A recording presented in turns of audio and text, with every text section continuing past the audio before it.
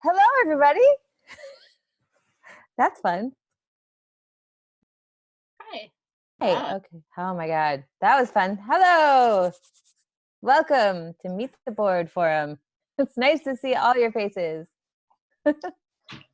I'm Carrie Ray. I'm on the Parent Council. I'm the secretary. Nice to meet you all. I have a fifth grader, Magnus. And Claire should be on here somewhere. There she is. And she is the president of the PTO. And we are so excited to see everybody and meet our board candidates. Can you hear me? Yes. Yes? Okay, good. I'm sorry, I was muted. Sorry. It's the story of our lives. Yeah. I mean, honestly. Great. Hi. Okay. Hi, Claire.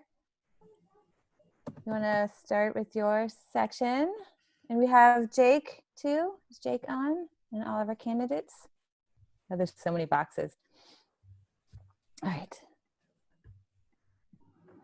Can you tell me why I can't hear anything? There's Jake. Because we just dressed up for us. Hello. All right, Ashley, you are in a nice location, apparently. Well done. Okay, welcome. I'm just babbling now. You should have told me, asked me. Okay, hi. Should I start? We're Yes. waiting. Okay, great. Welcome, everyone. The PTO and the Parent Council are hosting Meet the Candidate Forum tonight. We're all happy you are here. This evening, you will be hearing from 7 candidates running for the school board. Minnesota state statute requires there to be at least 1 teacher, 1 parent, and 1 community member on the school board. Last summer, the TCGIS board voted to expand from 9 members to 11 members, with 2 TCGIS teacher members and 2 community members.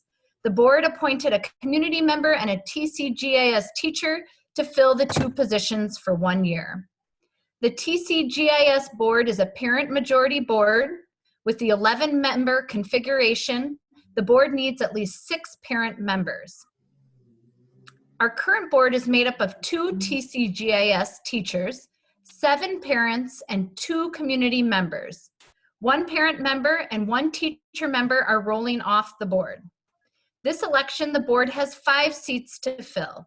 1 seat is open to any category of candidate, and the other 4 are designated seats.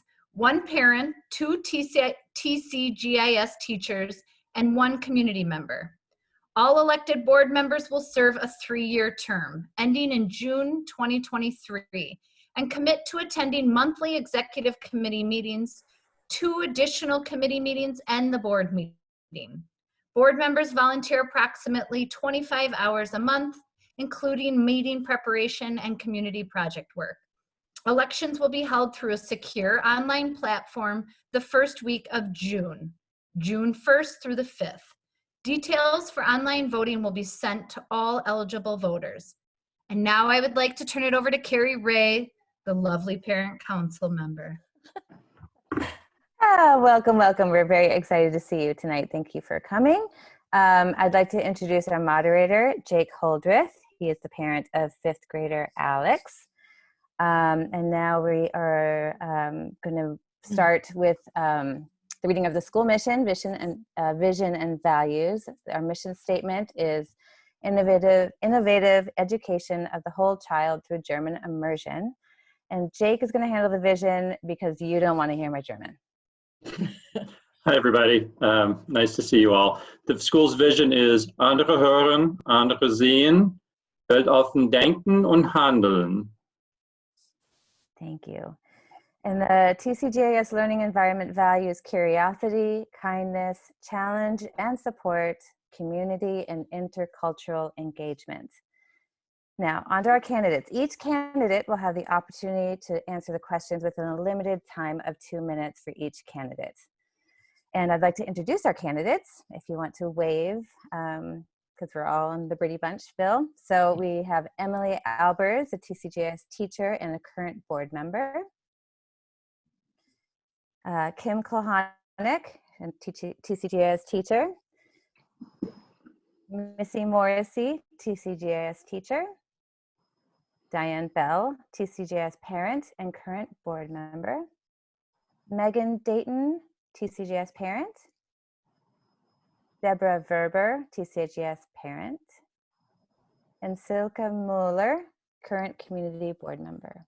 Hello. So thank you so much. And with that, I want to hand it over to Jake. All right. Well, good evening, everybody. The format tonight will be a series of questions that we will pose to the candidates. The candidates will have 2 minutes each to answer the question. Feel free to take less if you like. What I'll do is read the question twice so that everybody can hear it well. And then I will call on the candidates in order to give their answers. And for each question, I'll start with the next person in line. So Emily Albers will go first on question 1. Kim Kalanick will go first on question 2. Missy Morrissey first on question 3, and so on. And then I'll call you in order so you'll know when you're going to be up and can be getting ready to speak. The first question, and by the way, I will try to help keep track of time. I may or may not be good at this, but I made some little signs for you so you know when you have 30 seconds, 10 seconds, and when it's time to stop to keep us on track. We have more questions than we'll get through, so we'll do the best we can to cover as much ground as possible. The first question, and Emily Albers will be answering this question first. The first question is, please briefly introduce yourself and share particular skills or experiences that you would bring to the board. Why would you like to be on the board? Again, the question is, briefly introduce yourself and share particular skills or experiences you would bring to the board. Why would you like to be on the board? Emily Albers? Yeah. My name is Emily Albers, as Jake said. I am a second year teacher at TCGIS, and it's also my second year teaching overall. I loop 3rd and 4th grade English, so this year I teach 4th grade English, next year I'll teach 3rd, as well as I am the lucky English teacher that kind of straddles the elementary school and the middle school and helps to fill out the 5th grade team as well alongside Rachel Schley. Otherwise, I am also a track coach at the school. I was appointed to the board in September to fill out to that 11-member board as a teacher to provide more of a staff view. And my big goals or my reasonings for being on the board are to continue to help the governance committee. I've been co-chair with Stephanie Forslund this year, as well as bring my passion for curriculum development and policy making in education to the forefront and to continue to serve our school in a helpful way. So, yeah. Thank you, Emily. The next person to answer is Kim Kalanick, please. All right, my name is Kim Kalanick. It's my 8th year at TCGIS. I finished my master's in German language and literature in 2011 in Michigan, and I moved to Minnesota. Last year, I completed my master's in teaching along with a thesis that included designing a professional development series centered around language and math skill development in the immersion setting. And over the course of my 8 years at TCGIS, I've received so much from the school, fantastic colleagues, the ability to teach and share with children this language that has given me so much since I started learning it myself in 9th grade. It's been really special for me. I've also had the chance to engage in many leadership opportunities in my 8 years here. And I'm not going to list them all because they're in my bio, but they've ranged from just the elementary school to across elementary and middle school, including also being a volleyball coach for my 5th year now. And all of these opportunities have helped me learn and grow as a leader and as a teacher in the classroom. And I think that the positions have given me a really big range of parent, student, administrative, and teacher perspectives. And I think that my experience in leadership and the fact that I am finished with my thesis and I have more free time in my life makes it time for me to use my perspective and my skills that I've developed thanks to the school to give back to the school by serving on the board. Thank you, Kim. Next is Melissa Morrissey. Hi, I'm Missy Morrissey, and I've actually been a parent at the school since 2008. And I've had experience teaching, of course, in multiple school districts, and I've been a teacher at TCGIS since 2011, so 9 years. I've served on leadership teams in our school and in Minneapolis public schools, and some of my strengths I bring to teams are I'm an activator. I can get things started. Sometimes I'm called or considered a catalyst. I'm strategic. I enjoy strategic planning, and I love big picture thinking. I'm a relator. I like to build relationships with others based on trust, and I trust others to come to me with their problems or issues, and I trust that they are okay with me coming to them with mine. I'm a maximizer. So I assume everyone wants to learn and to grow, and I want to maximize our school's potential, and that's why I'm running for the board. While I was serving as our K-8 math coordinator way back in 2012, we actually achieved an average increase that year per grade on our MCA math of 20% per grade level. And we achieved our top scores ever in 2013, placing #1. I want to help our schools strive for excellence. It's my MO. Thanks. Terrific. Thank you, Missy, and I apologize for botching your name. I won't do that again. Next is Diane Bell, please.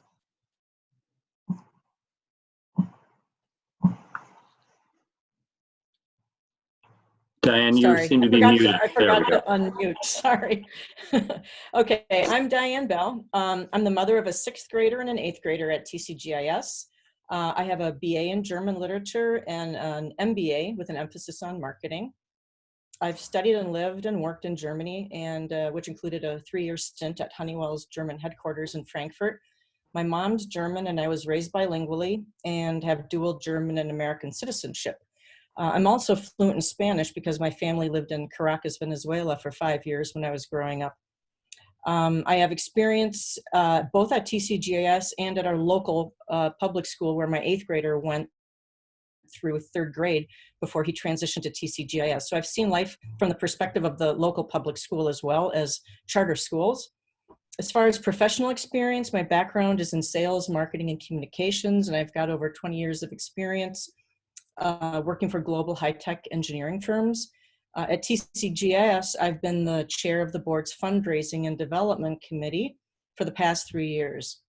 And I'm running for re-election because there's still so much that needs to be done as we hone our fundraising skills at the school, because fundraising is a relatively new function at TCGIS. Since I joined the board, our fundraising has become a lot more strategic and purposeful and a lot more successful. Our goal this year is 125,000, and it was 75,000 when I joined. Because of the litigation that the school faced over the past couple of years, it sort of derailed our focus as a board. And so I think it's important to continue with the continuity that I can bring to this critical function, which is really essential to TCGIS as we transition to this from our constant state of growth to one of stability. So thanks very much. Thank you, Diane. Next is Megan Dayton, please. Thanks, Jake. Hi, I'm Megan Dayton. I'm a TCGIS parent of 1, though I'm a mother of 2 children. My 5-year-old daughter, Lydia, is in KC, and my 4-year-old son, Silas, will be entering preschool in the fall. So in my work life, I'm a senior demographer for the Minnesota State Demographic Center. In this role, for the past 8 years, I've been asked to give sworn testimony to both chambers of the Minnesota legislature. I've given thousands of presentations around the state and written a handful of reports on various demographic trends. My work involves certifying school district population estimates for community education levy cycle funding and providing the most relevant and reliable data to our policymakers around the state. The professional achievement that I'm most proud of was in 2016 when I published a report on the achievement and opportunity gaps in Minnesota. In this report, I was able to show that Black Minnesotans earn roughly 1/2 that of their white neighbors, and this led to the launch of various equity and inclusion initiatives around the state government, within state government. So this is why I'd like to serve on the school board. I found that data-driven solutions are the most effective, and our policymakers mostly agree. I don't have all the answers to our problems, but I can find the data that will help us make decisions together. So thank you. Thank you, Megan. Next is Deb Ferber, please. Hello, I'm Deborah Ferber. I usually call myself Deb Ferber, but I don't mind either. I have one daughter at the school, Emma, in first grade, and I am currently an elementary school teacher. I teach third grade at a private Catholic school. I have taught at public school as well, grades ranging from second through fifth, and about 10 years experience teaching. I have a degree in elementary education with a minor in English language learning. Language learning has always been a passion and an interest of mine. My ex-husband and I decided to raise our daughter bilingual from the moment she was born, and German happened to be the strongest second language in our household at the time, as my Spanish had been slowly drifting away. So she has been bilingual German since birth. He has only spoken German to her, and I speak English to her. So German, the language immersion is definitely a passion of mine and an interest of mine as well. I've served on different boards throughout my life, church boards. I'm currently a member of the District 10 Community Council, various school committees, as well as being a founding member of the Parent Council and an officer that year, and the co-chair of the Parent Council this year. The main reason I want to be on the board is because I care. I believe that when you care about things, you invest in them to make them better and to make them the best they can be. I've told every boss I've ever had that if I ever tell you I am done growing and learning and changing, that you need to get rid of me, because I believe we always should be growing, learning, and changing. And to do that, you need people invested in you or in the community to make things be the best that they can be. Thank you, Deb. And finally, Silke Muller, please. Yeah, hello. Good to see you all. Yeah, so I'm serving on the board since last June, almost a year, where I learned a lot of the leadership for the school.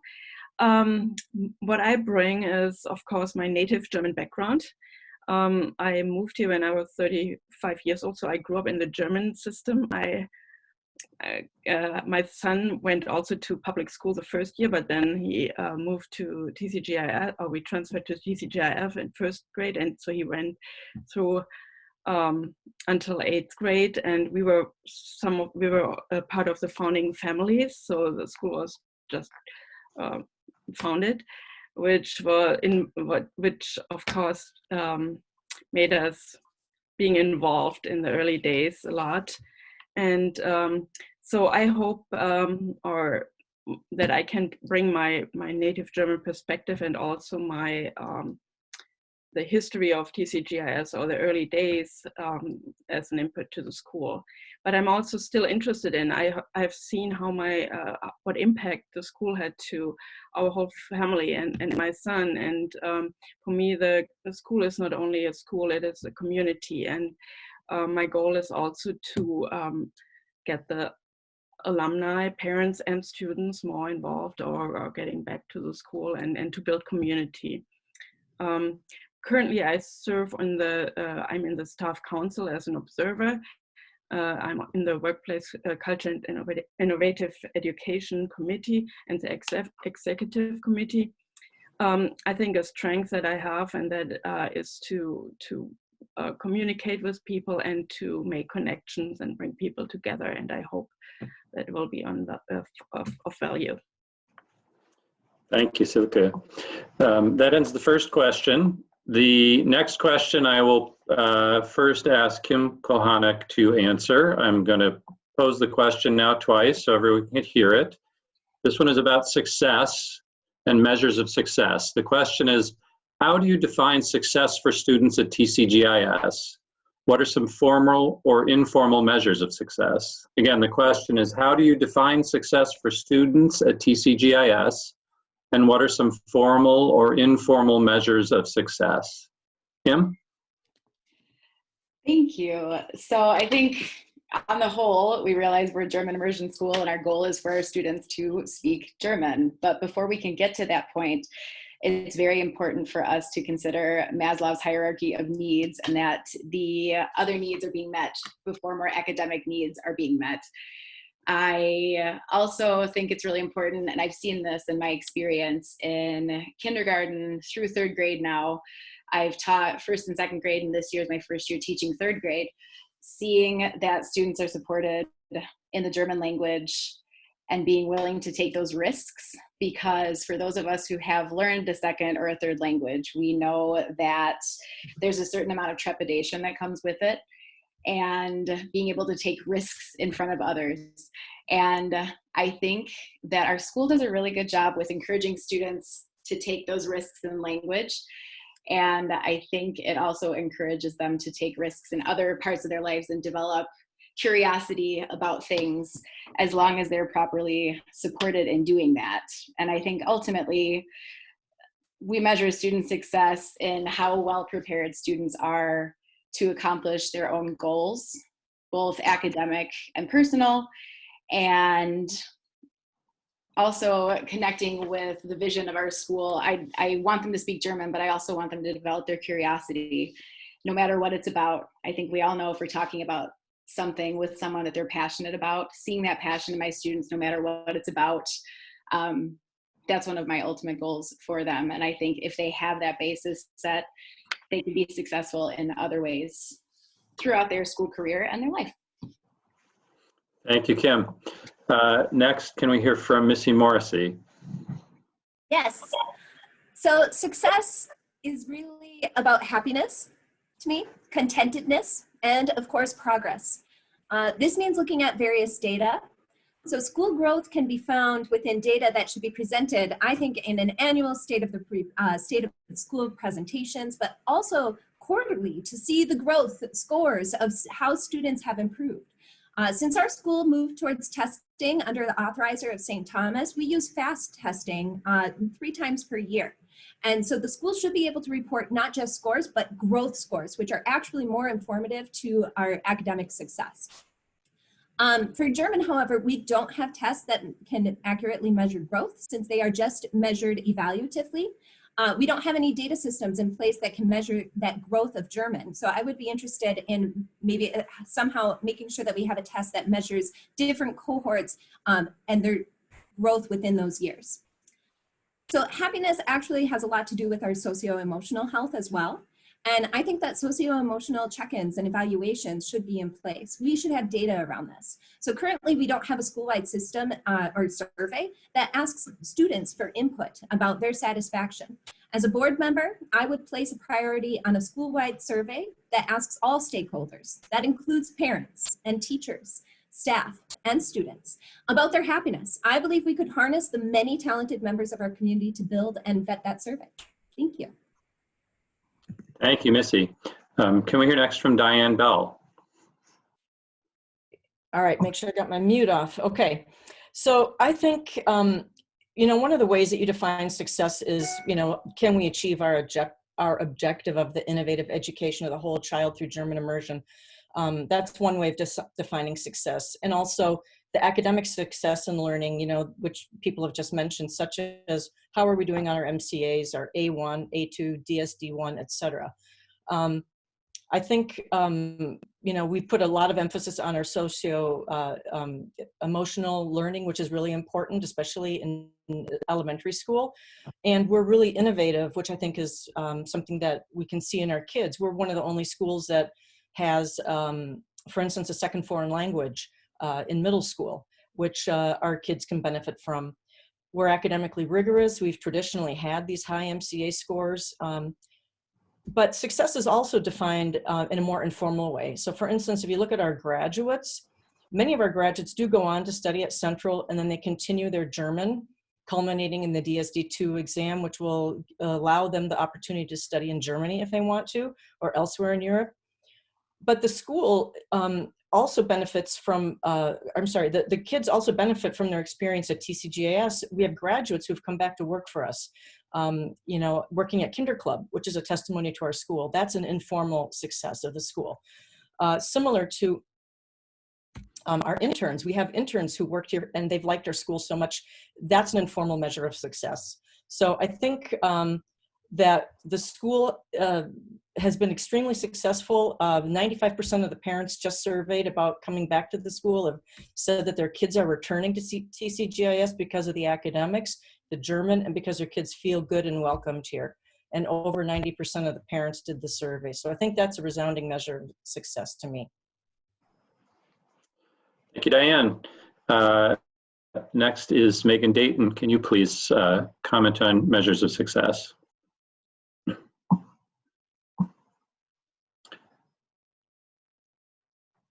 Megan, you may be muted still. Sorry about that. There we go. Yeah, so thank you. We chose to become a TCGIS family because of the community that exists here. And that decision I actually made in 2014 when my daughter was born. I love the community that this school has intentionally created. And it, that decision for our family started long before we got the waitlist notification just this past year. So with the students that come out of this school, I really love to see the 8th graders graduate with a helpful, collaborative, responsible attitude. Many things are learned inside the walls of TCGIS, but among the most important to me is how to be a good person. And I think that this school really fosters that. So I think that is a measure of success. But this is somewhat difficult to measure objectively, but I think for tangible things, we can look to our community engagement initiatives and also the student involvement in that. We can look to the older students to help the younger students, and I see that a lot as well, as I have a kindergartner. Thank you. Thank you, Megan. Next, can we hear from Deb Ferber, please? Yes, hello. So I agree with, I think Kim and Missy both kind of mentioned the idea of, Maslow's hierarchy, that those basic needs need to be being met for each child, and anything that we can do as a community to support families in need, especially in times of crisis like now, that's very important, and definitely a measure of success when a school is able to support families in that way. So that would kind of be an informal measure. More formally, I would expect a student leaving TCGIS to have strong German language ability, socially and academically, which those who know about language immersion and language learning know those are very different skill sets.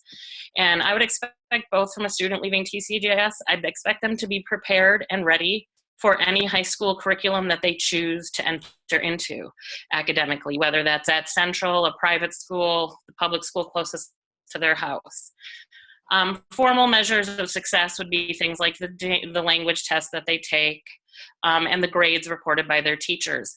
More informal measures I would look for are comments from teachers, the levels of happiness of the students and the community, the levels of stress or lack of stress that students are feeling academically and socially, and whether students and families feel that they love the school. I think is if you can just ask families that simple question, do you love and support your school community?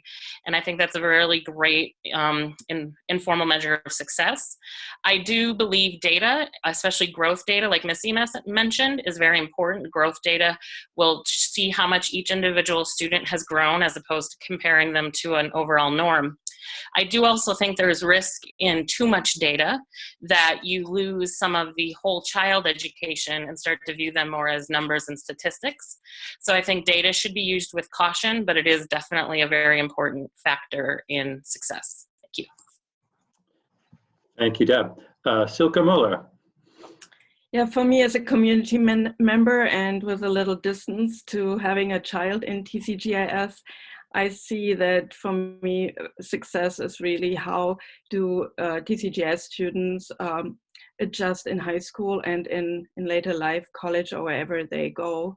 And I think TCGIS provides really an opportunity to learn different cultures, to adjust, to be able to be flexible and live in this global world. And therefore the education as a whole child is really important for me, and I would measure the success on how our students manage to be happy and successful in high school and beyond, which I see from the oldest grades. I mean, these are the families and the students I mostly know are very successful. I think Diane or someone else mentioned that even students are coming back to TCGIS, but there are kind of a lot of students that are even going to Germany for summer vacations or whatever, or it doesn't have to be Germany, just being comfortable with other cultures. And yeah, that is success for me. Academically, of course, that is great, but as a community member, this is not my focus, I have to say. Thank you, Silke. And finally, Emily Albers. Thank you. A lot of what I have to say is kind of been either said already or culminated in that same point. So I'll try and use what I have and make it a little different. One of the things that I neglected to mention in my first question is that I have the opportunity to lead the student council as their teacher supervisor. And part of that has been watching the success of those students and the whole of the middle school more so than the elementary school, but watching them figure out the success that they want to have and their say in their success. And while I have the same idea of the formalities of making sure that our students are doing well, which is my job is in part is to be working with the students to figure out how to find that formal success of, are they doing well in school? How do you help with grades? Are they doing well on the MCAs? Are they doing well on the DSD? All of those different things. It's been really fun to see their success measured in that more informal way in this past school year, especially with all these changes too, where I've gotten to see them really figure out what their interests are, how they use those interests to help their community, and really pick up on the idea of what does it mean to be a successful person and not just a successful academic student, which goes back to the idea of the mission of the School of an Innovative Child, the whole child, excuse me, and my own relation to that of my alma mater's saying was always becoming responsibly engaged in the world, and watching them do the same with their own ideas and their own interests and passions has really been fun to see this year. So that's how I look at their success. Thank you. Thank you, Emily. The next question focuses on short-term priorities of the board, and I'm going to pose the question first to Missy Morrissey. I'll read the question twice. What are 2 or 3 opportunities that should be priorities for the board in the short term, and how do you see the board addressing those in an efficient way? Again, the question is, what are 2 or 3 it says opportunities. I said priorities. What are 2 or 3 opportunities that should be priorities for the board in the short term, and how do you see the board addressing these in an effective way? Missy? Thanks. I have 2. As a niche school, we actually are at a high risk of students leaving us in the fall. If we continue to do distance learning, immersion just can't take place that we would expect it to through this platform. So I would ask that our administration team develop a plan for retaining of our students, and then as a board member, I would serve in whatever role that they determined would be most effective. My second point is that I would want to actually look at the 6 priorities that the board has already set. We have existing goals, and I would not want to throw more goals into the mix, but rather prioritize which of those goals are achievable, since we've been thrown this curveball at the end of the year. And that would mean looking at the amount of effort and how much would the effort be in order to achieve them, and determining which ones have the best chance of success, and focus our energies there. Thank you. Thank you, Missy. Next, Diane Bell. Okay, I see, from my perspective on the board, I see that there are a couple opportunities as we arrive at our final place of stability as a school. The school has been in a period of growth since its inception up until now, where we finally reached our full maximum size. And when you're growing every year, revenue is not a problem, because you always have new students coming, and new students equal revenue for our school. But as we reach this place of final stability, we're going to have to look at other ways for increasing revenue, which does not include adding students or increasing grade sections necessarily. So one of the things I see is the challenges are to maintain our finances and explore new avenues of potential revenue growth to replace the organic growth that we've had up until now. So I think one of the key things that we have to do, which aligns with my current responsibility, is to build on the fundraising and development capabilities. So we've been doing things like investing in software for fundraising that'll allow us to track our fundraising better and measure our fundraising better. We have an accountable staff person for the first time this year to help with that, and also to just help inculcate a culture of philanthropy at the school, which I think has started and is important to continue. We also need to brainstorm with administration to come up with other innovative ways that we can increase revenue, such as how can we increase middle school enrollment, where the prediction is that the requirement is that you know German, but is there a way that we can still expand on that and explore maybe even adding a pre-K option to the school? Another opportunity is to continue with our efforts to increase our school diversity in our student body and our staff. So we need to continue with marketing and promoting the awareness of the school to communities that aren't typically aligned with German immersion and emphasize the attributes of our school. Terrific. Thanks, Diane. Could we hear next, please, from Megan Dayton? Sure. So these are not in any particular order other than the way they came out of my brain. The first is to focus on building community support. We need to show the Twin Cities the incredible benefits of language immersion that extend far beyond the school walls.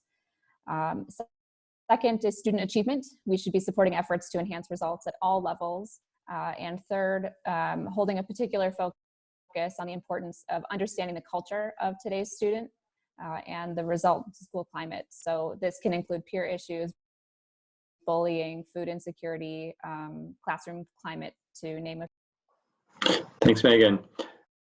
Next is Deb Ferber. Hello. So I liked what Missy had to say, and I agree that all of these may need to be revisited under the lens of our current situation, which definitely adds a new challenge to everything. The first thing that I had thought of was diversity has been kind of a cause I've always thought the school should work hard towards. I work in a very diverse school, and I see the richness that the different cultures and different atmosphere that brings to the school, and appreciate that. And I think that goes towards wholly educating our children and making them good global citizens, which is one of our goals as well. I think the culture and climate of the school is a priority, and I think that actually builds into what Diane was saying about fundraising. I think they go hand in hand. When you have a strong culture and climate, you have people willing to invest and trusting you, and that means they're going to be more willing to invest and invest larger amounts of money. And I think that also ties in a little bit with, like Megan was saying, about making sure that the community is aware of our presence and what we do and why we're fabulous. Getting us out there and showing videos of our kids doing amazing things or projects, and really showcasing how wonderful we are beyond our tight community. And finally, as a teacher, for me, the pedagogic concept, which I would maybe call more of a scope and sequence in English or something along those lines, is important.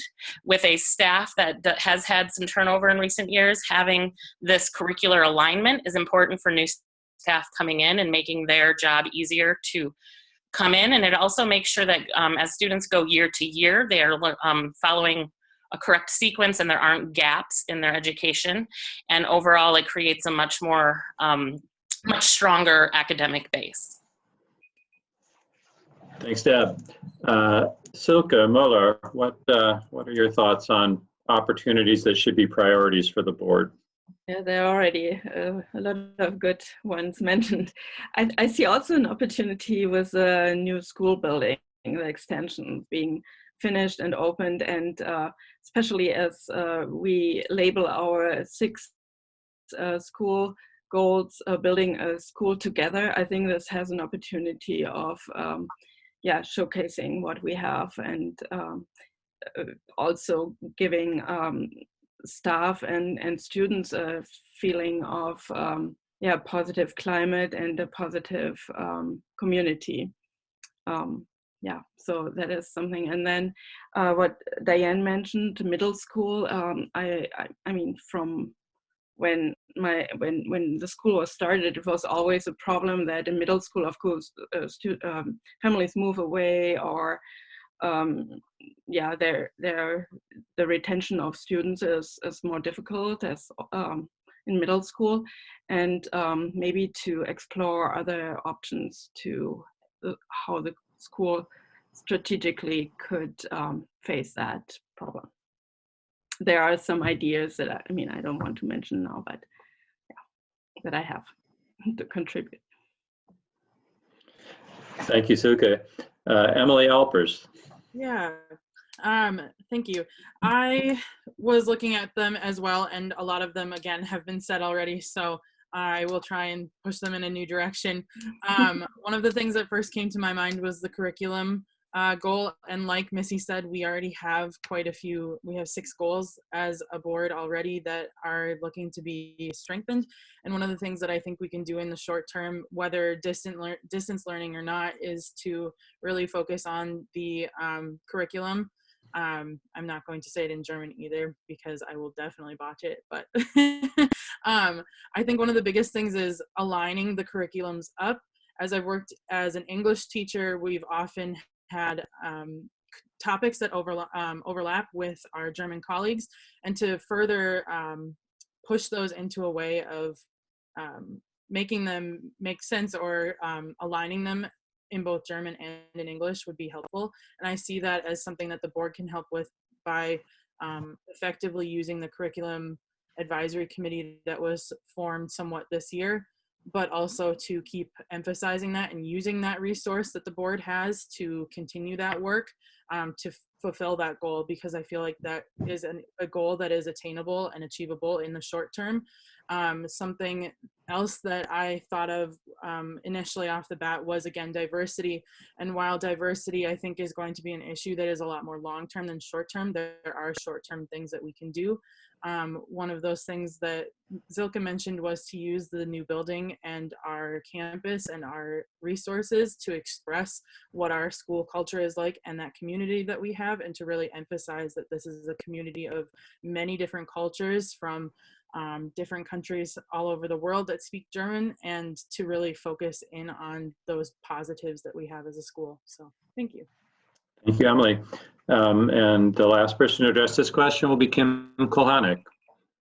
Thank you. So a lot of my ideas have already been said, but I think that we can build on some things that already exist at our school. In particular, I was thinking of the 3 councils that we have: staff, student, and parent council, which are up and running. And I think that the board could help facilitate collaboration between those 3 councils, and that would go really far in making sure that all stakeholder voices are heard. And in particular, I was thinking about student achievement, because one of the things I'm missing, I took training in a way to measure German language ability at our school. So we were supposed to be doing it right now, and we can't. The ways that we measure German in our school are German literacy in grades 1 through 6 through screeners, the SOPA test, which I give with the 2nd grade every spring, the A1 test in 3rd grade, the A2 test in the middle school, and then the DSD1 test, which the 8th graders take. And specifically, those items in the middle school have influenced change in the German curriculum and provided more of an emphasis on writing. So we've seen the data from those tests and used it. And I think that we really should celebrate, to echo what Deb and Silke said, celebrating the fabulous that we do and showcasing it is really important. And I've thought that showcasing what these students can do with language is fascinating. And I think it would be a great tradition if we made more of a big deal out of it once we're back in school again in a normal setting, because giving especially the student oral proficiency assessment in 2nd grade and seeing what students can do with language after 3 years is one of my favorite things about teaching at TCGIS. Thank you. Wonderful. Thank you, Kim. So we're going to move on to our 4th question. Diane Bell will be the first person to answer this question. I'm just going to, for the candidates' benefit, let you know we're at about 7:45 now, so about halfway. We'll not get through the entire list of topics. If time permits, I'll propose offering everyone an open topic where you can pick one of the topics we didn't get to, whichever one you like, at the end of the meeting, and address that topic. So just so you have some notice that if we can do that at the end, you may have a free choice topic that'll give you a chance to address whatever you want to that we haven't gotten to. The fourth question is, select a current challenge facing the board and school and describe what the board and school can do to tackle this challenge. What is the end goal? Again, select a current challenge facing the board and the school and describe what the board and school can do to tackle this challenge. What is the end goal? Diane Bell? So I think the biggest challenge right now for the board, or right now, is transitioning the school from a state of this continuous growth that we've been in to one of stability from these past years. So we're in the process of this right now with a building project, and that is designed to address that. We need to create the space and the amenities that we needed to arrive at our ultimate size, which will allow us to thrive in a place of stability. You know, TCGIS has always been fiscally well managed, and the board finance committee works closely with our accountant to make sure that we can remain, you know, financially accountable and good standing. And as a charter school, we've benefited from our reputation of strong fiscal management, strong academics, small class size, and German language immersion. And we've had a healthy wait list, which has meant that we've had this, you know, revenue, you know, we didn't have to worry about, you know, getting students, which a lot of charter schools do have to. However, this period is coming to a close. So now, just for the newer members out there, our school is funded at a lesser rate than your typical public school because we cannot levy taxes and you know, property taxes or do referendums. We get much less than, for instance, St. Paul Public Schools. So it's really critical that our revenue or challenge for any charter school is, you know, that you get to a place of stability, financial stability, when you can't continue to grow by adding students every year. So minimizing attrition is going to be critical overall, but especially in the middle school, because that's going to help maximize our student revenue. It's also going to be important for us, again, to have a robust fundraising function, you know, so that we can augment the school's finances. So, for example, in our case, fundraising has been able to support the cost of the intern program for the past few years, which is about $100,000, and also goes towards funding professional development. That means that there's extra money in our general fund that we can use for other things. And, you know, the school needs to investigate what other opportunities there may be for us to add revenue now that we're not just growing organically every year. Thank you, Diane. Megan Dayton, what is a challenge that's on your mind? The challenge for me is diversity. So I think that our whiteness as a school will ultimately be our downfall. I've seen white student enrollment around the state decline while enrollment for POCI has grown by nearly 60% over the last decade. In the 2006-2007 school year, Minnesota schools had around 100 home languages other than English. But data for this current school year show more than 300 primary languages present in our public schools. And I think that a language immersion school like TCGIS should be able to capitalize on this trend, marketing the learning environment as an equalizer for all entering students, many of whom, including my children, do not come from German-speaking homes. Thank you, Megan. Next, can we hear from Deb Ferber? Thank you. Yeah, I agree with Megan. The one that came to my mind first was diversity, mostly because it's one that I've had conversations with other parents and things about over the past years, and have some actual concrete steps that I believe can be taken, hopefully relatively easily. Things such as investigating the bus routes and seeing if there are ways to combine that with YMCA programs or other daycare programs to offer. Often childcare is an issue for low-income families, and the hours of kinder club don't always fit their needs, or the cost of kinder club doesn't always fit their needs, whereas a local YMCA or daycare may be more efficient. And so seeing if busing routes can accommodate some of those things. Going to various pre-K programs that have diversity within them and promoting ourselves and handing out flyers or attending events like those to make sure that we are a presence there, and promoting ourselves there.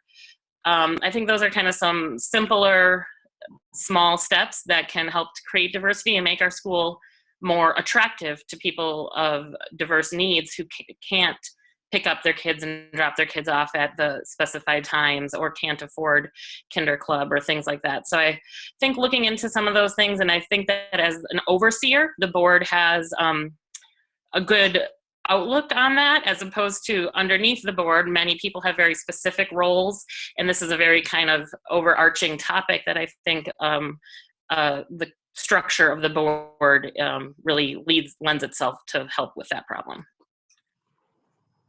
Thanks, Deb. Next, can we hear from Silke Muller on your thoughts on a challenge? Yeah, I see a challenge in the belonging to the community for staff, for parents, and for children, especially now in the situation where we are, where we only connected through Zoom, or how do we build this community? How do we keep families having really a positive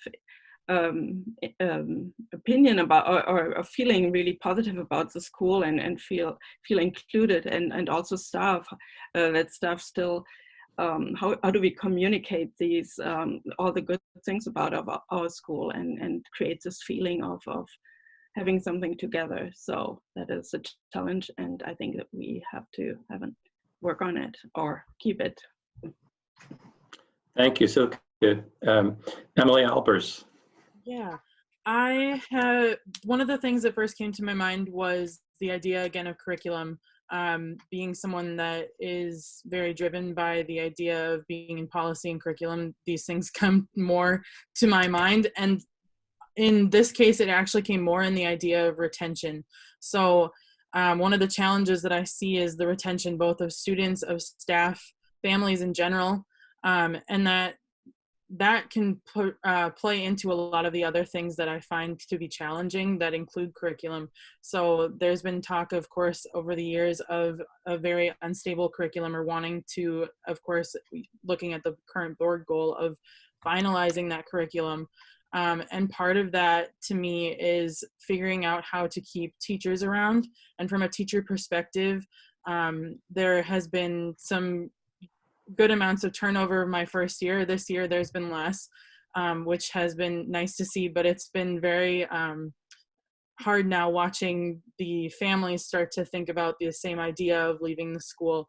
And so how do we as a board and as a school keep that retention, and using the different types of culture that we have to help is going to ultimately also help us in terms of having a very stable curriculum, having good abilities to increase diversity, and to show that our school is strong, it's positive, and we're standing as a united front to push forwards, is one of the things that I think ultimately comes from the idea of how do we continue and maintain the retention of both the families and of the teachers. So I think that's something that the school, the board, and our community can look forward to definitely pushing in the future.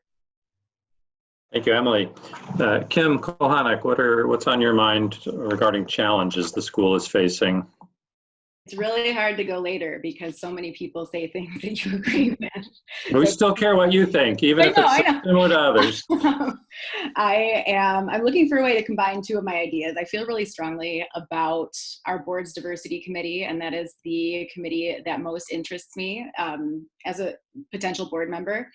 And also in my 8th year here at TCGIS, I've seen so much growth and so much change that I'm interested in, particularly the curriculum and the pedagogisches concept that we've been working on. I'm really excited to see that structure exist so that we can start to examine the things in that structure under the lens of diversity. So I think, first of all, when we're considering diversity, it's really important. I think the first thing that comes to our minds tends to be racial diversity, but also there are other aspects of diversity to consider: socioeconomic, neurodiversity, gender diversity, sexual orientation diversity.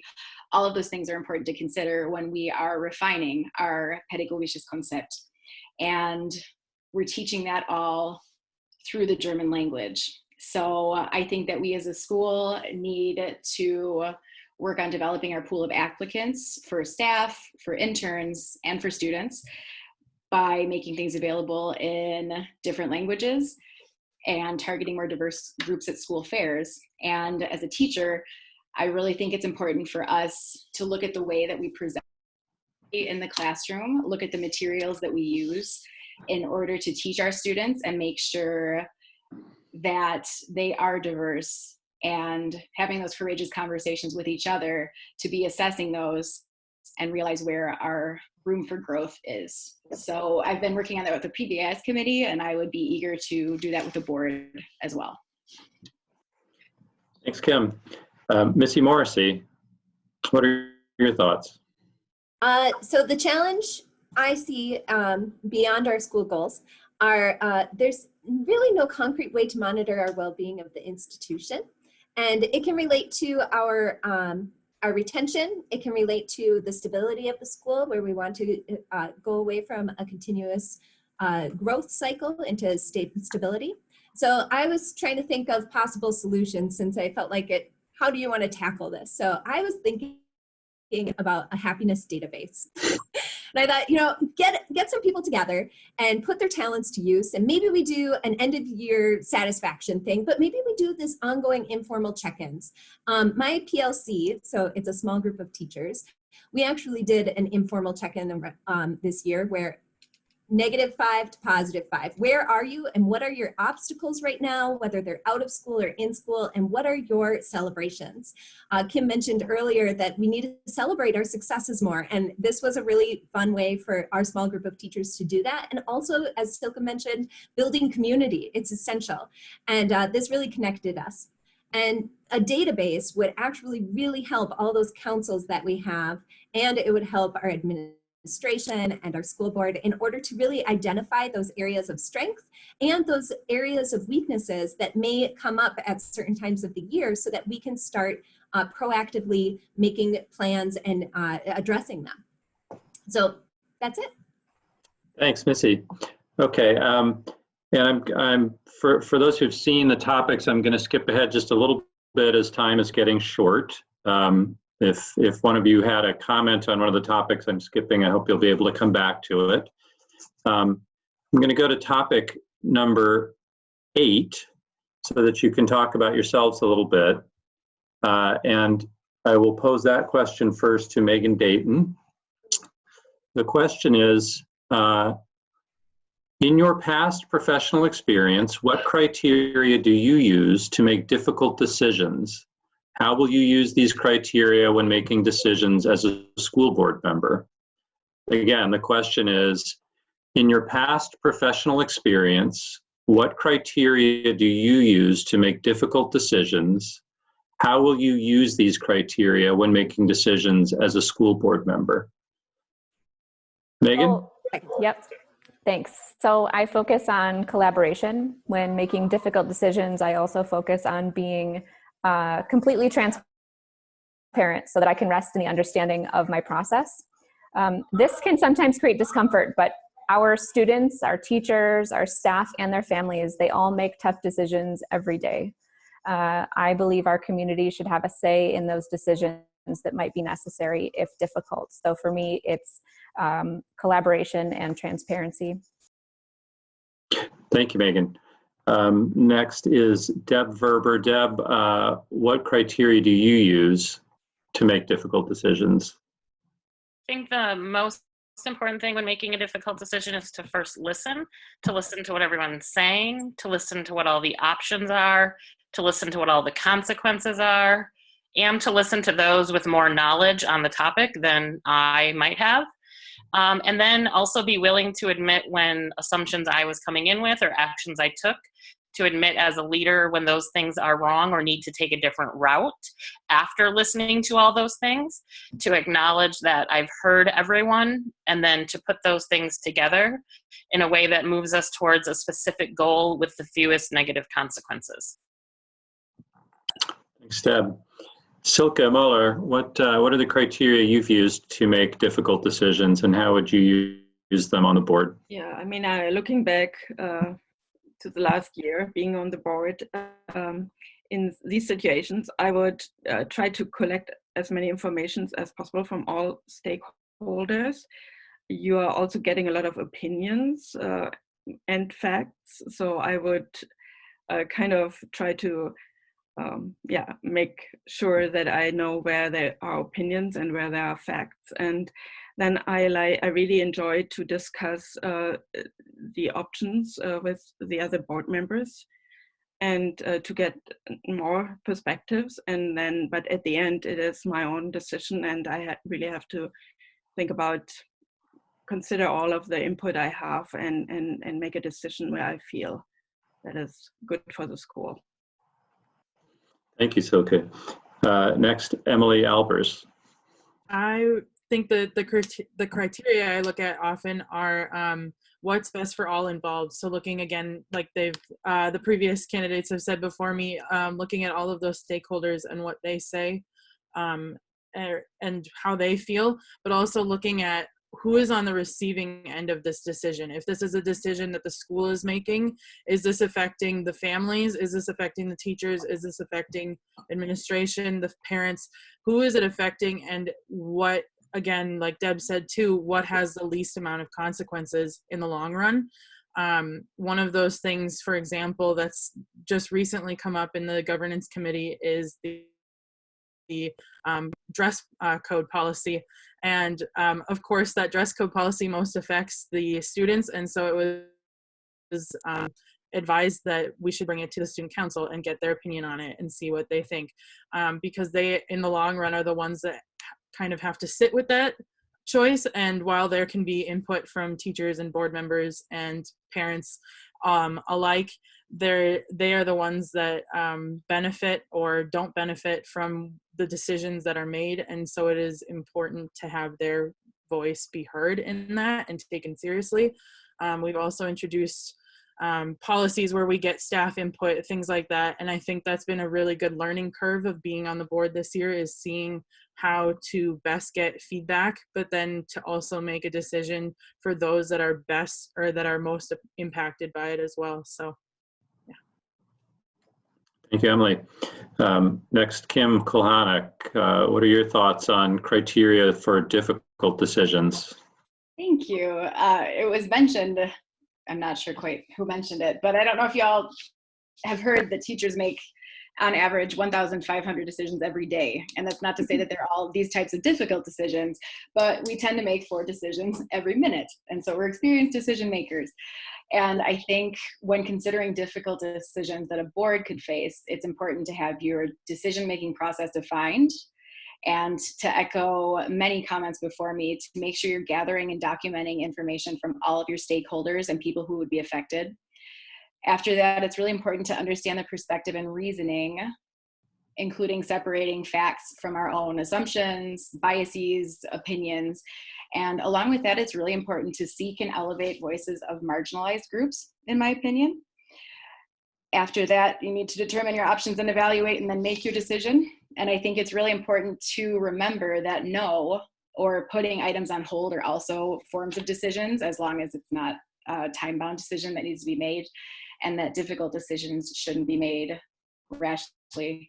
And lastly, I think when a decision is made, it needs to be communicated in a clear and timely manner. Thank you, Kim. Missy Morrissey, what are your thoughts on criteria for difficult decisions? Data-driven. I really appreciated, Silke, you mentioned the input from stakeholders. I think that's really important. Kim, I appreciate you mentioning procedures and what is the process that we normally follow. I love procedures and I love data-driven decisions. I also appreciate hearing others' opinions, including expert opinions, if you can reach out to those. I also think it's important to not operate in an echo chamber. Kim, you mentioned marginalized populations, but also just people with different opinions than you. If you find everybody in the room agreeing, is there a reason, is there a section of people that disagrees, and have you heard that story? I really appreciated the idea of transparency as well. In the history of the school, I had the opportunity to work with a diverse group, including experts, in order to decide on a curriculum for the middle school math program. And that was really a great way that we made a procedure for following how do you adapt or adopt a curriculum at a school. And we tried to bring in all of these ideas from data, following a procedure, getting experts in there. And we also studied success at other schools. And as a small charter school, we could be looking at the success of comparable nonprofit businesses. Wonderful, thank you, Missy. Diane Bell. Okay, so Kim, I know how you feel now because everybody else has gone before me. The criteria I use are, I like to gather 360 degrees of feedback on whatever the issue at hand is, and be as open and transparent as possible given the situation. I want to talk to everybody involved, collect information from all the stakeholders. Facts and data are important, but you have to avoid analysis paralysis, which I am very familiar with from my past career. One thing that I think is really important too is personal integrity as pertains to difficult decisions. People may not always agree with the decision you make, but they should never question your integrity in arriving at a difficult decision, in my opinion. I believe that was displayed by the board over the past couple of years as we grappled with the neighbors in the city over the building project and the ensuing lawsuit. I don't pretend to be the expert. I prefer a team approach to decision making, and that's what our board does. Once the board votes on a particular decision, we're bound by that decision.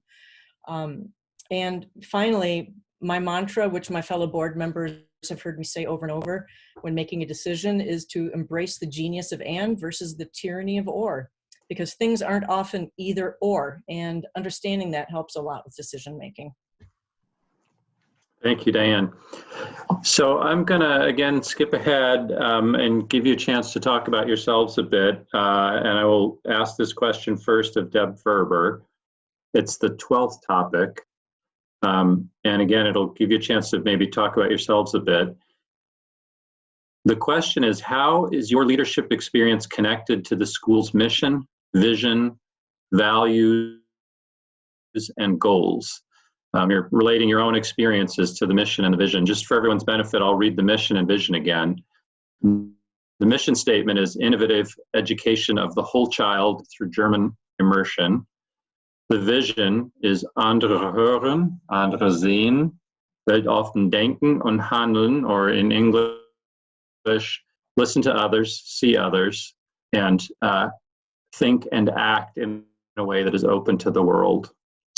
The question again is, how is your leadership experience connected to the school's mission, vision, values, and goals?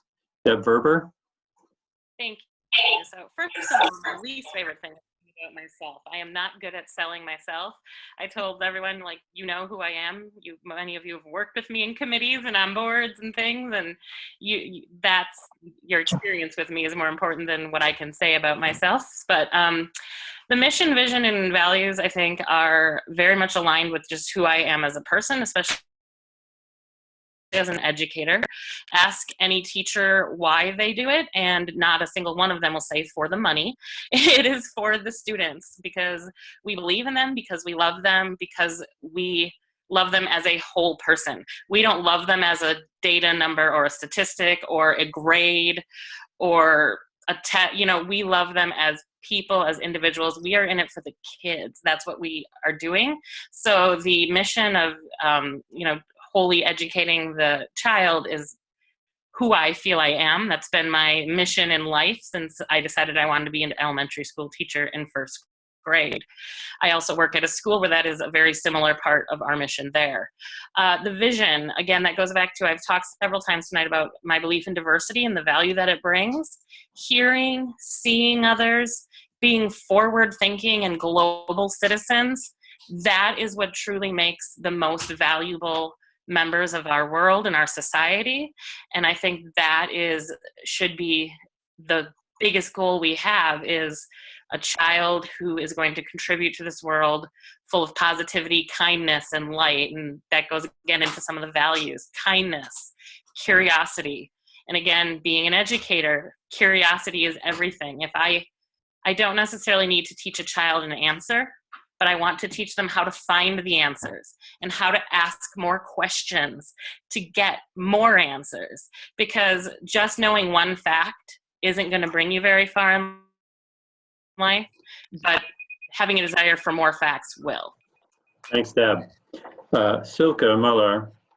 Okay, yeah, so I think I will connect my personal things to the mission, vision, values.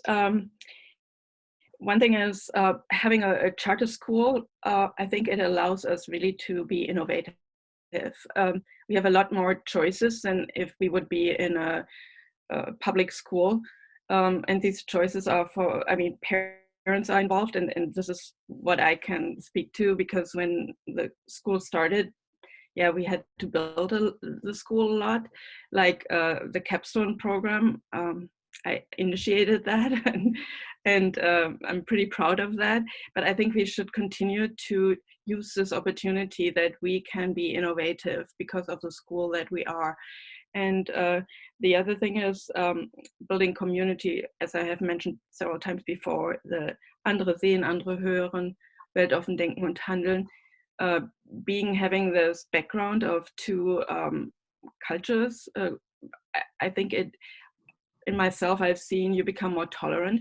And I think this is something that also contributes to build community. If you are tolerant to others and understand, like, people live in different ways, I think that is something important that I personally can bring to the school and feel the school has an opportunity. Thank you, Silke. Emily Albers. As I mentioned earlier in the beginning question, actually the first question, as well as in my application to be on the board, again, I referenced brewing or becoming responsibly engaged in the world. This comes from my alma mater, Concordia College, that owns the language camps actually up in Moorhead.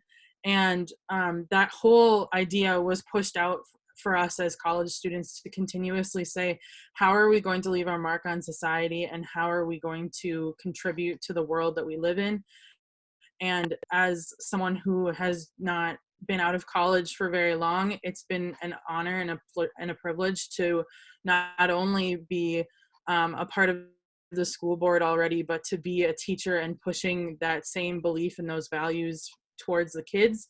And when I look at our mission on the posters and the banners that were hanging up before the construction began, I would always see that same kind of feeling coming through with the mission of the school of innovative education of the whole child through German immersion, and really figuring out how to become someone that grows up to be more than just the academics that you might see on a transcript or a grade book or something like that. And I think that's something that really has helped me as an educator as well as a board member, but also something to give back to the community, which is that other part of becoming responsibly engaged in the world, is how can you give back to the things that you love the most. And being dedicated to this school in so many ways has been a blessing for me. Being on the track team as a coach has been fun to see the kids in a different way, but also to connect with kids in all different grades, both in the elementary school and in the middle school. Thank you, Emily. Kim Kalanick, what are your thoughts on your leadership experience and its connection to the mission, vision, values, and goals of the school? I have one particular experience that has influenced what I do in the summer, and has allowed me to bring back things, concepts, materials in multiple ways that support the mission, the vision, and our values. So in 2015, I participated in a teacher exchange with Checkpoint Charlie in Berlin. And I had the opportunity to visit so very many schools. And I brought so much back from that I was able to share with colleagues, different methods, different materials, that I decided to make it a yearly thing on my own. And so I have developed a network of colleagues, and every summer I've been, well, it won't happen this summer, unfortunately. I've visited German-speaking schools in Europe, and I've also taught English in Germany, Spain, and Poland to grown-ups, with this desire to create more community and also develop myself and bring things back that I can give to the school. I've been able to do that to the school in the form of helping with the intern committee, as far as supporting them in the different methods that they are learning. I've been able to bring it as a coordinator in the support that the innovative things that we try to do in school, and talking about it with admin, and also as a resource teacher to new staff from Europe, and being able to be a bridge between me, who grew up in the American system, and my experience seeing things in the European system, and their knowledge of only that system. So I think that applies to community, intercultural engagement, curiosity, and ultimately the German language. I also have been involved with PBIS for a few years now, and with kindness, we decided and worked on adding kindness to our Mouse Mission as one of our values this year, and seeing that every day with students has been a fantastic way to act on those values. Thank you, Kim. Missy Morrissey. Hi, yes. I've served as a number of leadership positions here at TCGIS, and one of them was, well, my initial is just as a math teacher. And of course, within that, I always look for ways to be innovative. And it's great that we have our QComp program in order to go observe other teachers around the state and be able to take back what we learn. And that's really been huge for me. As a PBIS coach, I was part of the initiating of kindness as well, with Kim on the same team, to get kindness into our values, or into our 4 statements of our community.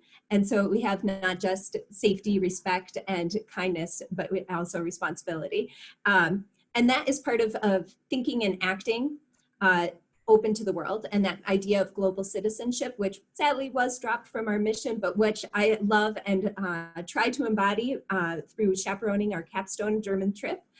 First time overseas was, chaperoning 34 8th graders, and that was a real adventure for me, and it was a lot of challenge, and I had a lot of support, and it was a really great experience to really be able to live what we do so innovatively here at TCGIS. I've been a coordinator with Beate Simon, and we've overseen the middle school as we develop new programs, whether it be our student life, or it was the change in our advisory schedule and shifting the whole school day around. It's been really exciting. I'll be good. Thanks, Missy. Diane Bell. Okay, I'm going to start with one of our strategic goals, which we have 6 strategic goals at the school, and you guys are probably tired of me talking about fundraising, but that is one of our strategic goals, and it's really important to the school, and it's also directly tied to my leadership experience at the school.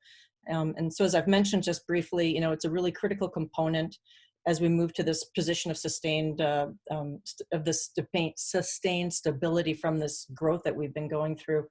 And over the past 3 years, I've learned a lot as far as fundraising is concerned, and it's led to an increased and strategic emphasis on fundraising. So I'm really looking forward to building on that. However, as far as the mission goes on, our mission is innovative education of the whole child through German immersion. And my background is somebody who grew up in an immersion setting, actually.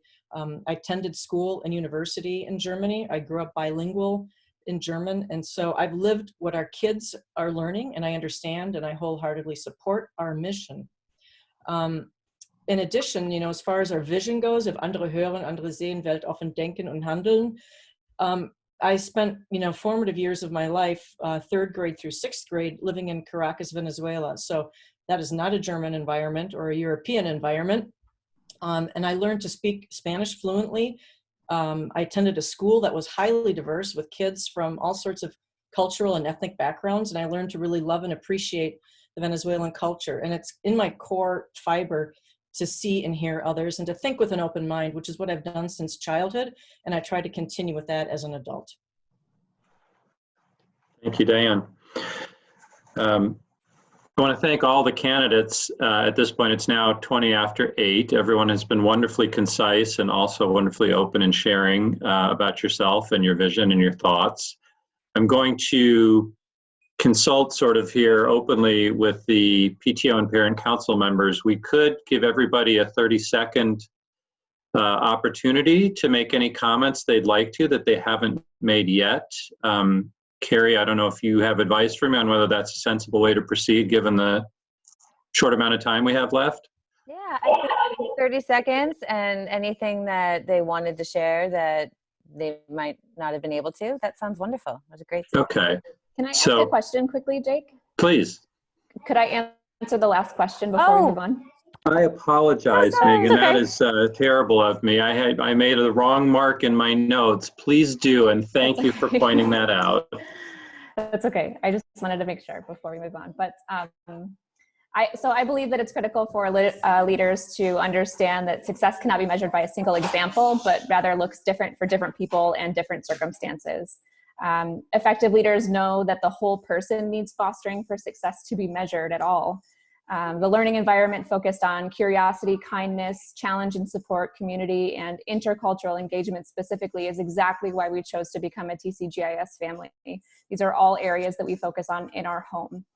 As a demographer, much of my work over the last decade has focused on bringing economists around to the fact that continuous growth is unsustainable and diversity is our strength. Unfortunately, it took a pandemic for them to realize that I was right all along, but I think that they're finally on board. As TCGIS moves to a stage of stability and diversity, I believe that my leadership experience in state government over the last decade will be a benefit to the community. Thanks for letting me respond. Thank you, Megan. Thank you. I apologize for that glitch. So I'm just going to talk for a moment to give you all a little bit more time to gather your thoughts on what you might want to say in the last 30 seconds here. I will start with Silke Muller and then go in order as we have been all along. And I'll give you a 10-second warning after you've used up 20 of the 30 seconds. We won't be super strict with the time because I know it's hard to pack everything into 30 seconds. But with that, if anyone needs a prompt, this is your time to speak to whatever you'd like to speak to in the 30 seconds. But if you would like a prompt, there was a topic, which is what do you see as a strength of the school and how can the board ensure the strength is fostered? I suggest you use your time for whatever you like, but you can use that prompt if you like as well. So we'll start with our round of 30 seconds of comments on any topic you like, starting with Silke Muller. Yeah, I think so. Someone, yeah. I think I would like to talk briefly about how I see the board and also my role in the board. I think the board is not, because we haven't really talked about that at all, but I don't see the board actually as managing the school, really as an oversight, and but to keep, for example, the administration accountable with getting reports, with questions, with that is really important for me to create good policies. And I've seen that we have worked on that a lot already last year. Yeah, to just give a strategic direction with the 6 school goals and focusing, for example, on communication or so. I think we started really well last year after what I heard was a pretty difficult year before or time before. So saying that, yeah, I would like to continue to be on the board because this 8 months were really inspiring for me. It took me a little bit to learn and to see the school. The school had changed a lot since my son graduated in 2014, 15, I don't know. But it is very exciting to see how the school is developing and to see the new building coming and yeah, I would be, I'm really thankful if I could be part of that. Thank you, Silke. And as everybody can see, 30 seconds is really short, so I won't interrupt you, but please. Sorry, I didn't listen. That's okay. Please, please try to pick a point and be as concise as possible. Emily Albers. Yes. All right, 30 seconds. I really want to thank those of you that came tonight. I, like Zilka, I'm already on the board and I'm looking to continue that time.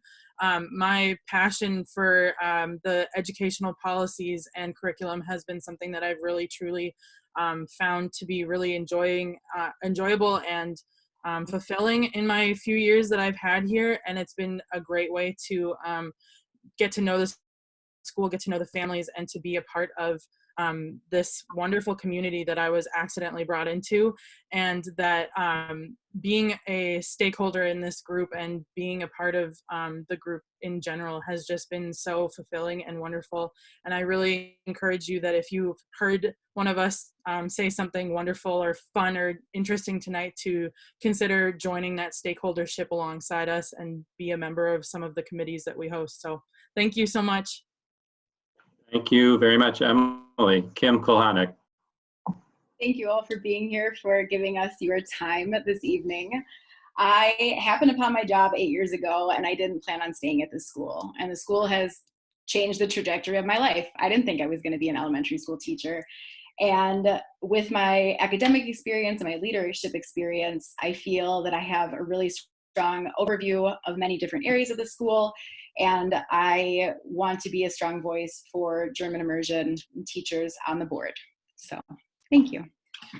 Thank you, Kim. Next, let's hear from Missy Morrissey.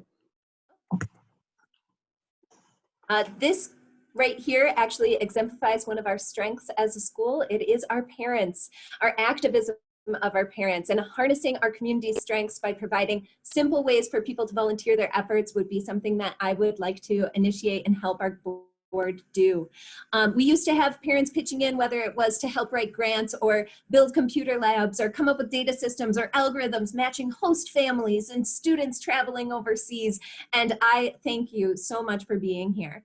I am really glad to see that our board is moving towards developing goals that are about the ends and not the means. And I hear now Silke saying that that the board is about oversight, and I think really defining that board then as a executive-centered board, not a working board, is going to be imperative as they move forward.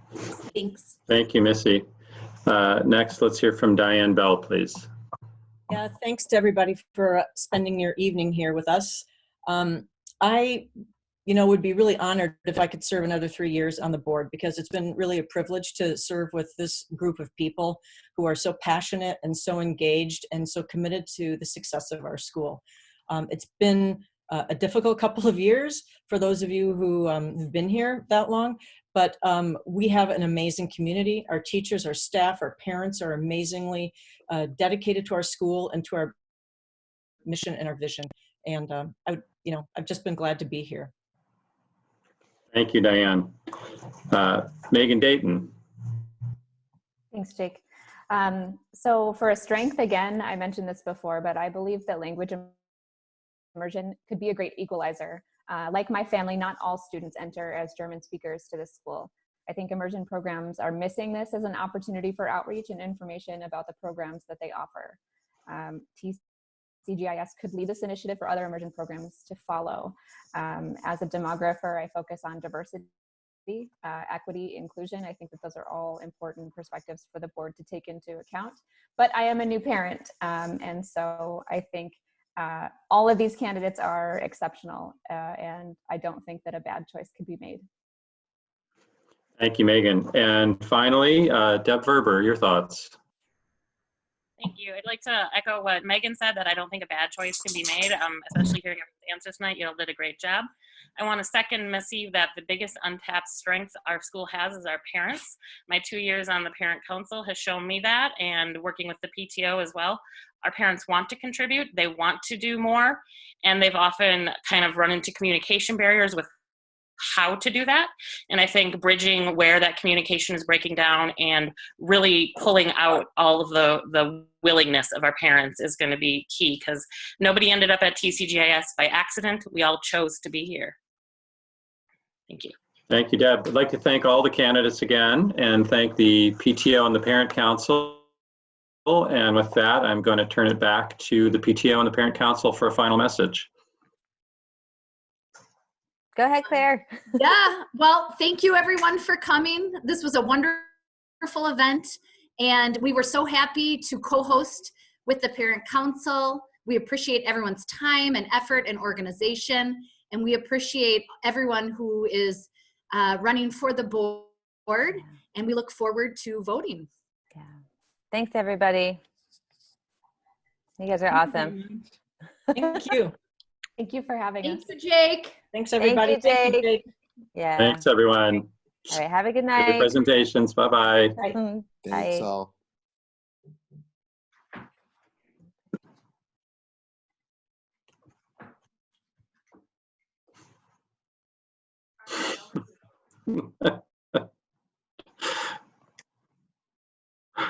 I said I just See, wanted to I have see more who's the patience last than one. you. I'm going to be last. Okay, I'll let you win. Here you go. No, it's